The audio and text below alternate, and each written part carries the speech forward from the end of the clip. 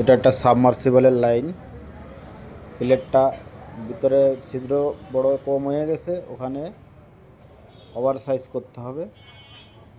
আগে ছিল 1.5 ইঞ্চি, এখন করতে হবে 2 ইঞ্চি। এখন আমরা ওটা কেটে ফেলতেছি। কেটে ফেলে ভিতরে বোর্ডটা বড় করব। আমাদের এখন কাটা হয়ে গেছে প্রায়। এখন ভিতরে বোর্ডটা কাটিং করা হবে। এটাকে কেটে আমরা 2 ইঞ্চির মাপে একটা সকেট বসায় দিব। আমাদের কাটাটা এখনও চলতেছে। ভিডিওটা যদি কারোর ভালো লেগে থাকে অবশ্যই আমাদের চ্যানেলটা লাইক, কমেন্ট এবং সাবস্ক্রাইব করে দেবেন। আমাদের ভিতরে কাটিংটা চলতেছে। ভিতরে এখন বোর কাটা হচ্ছে। কেটে আমরা ওই সকেটটাকে ভিতরে বসিয়ে দেব। এখন ওখানে 2 ইঞ্চি পাইপ দেওয়া হবে লাইন।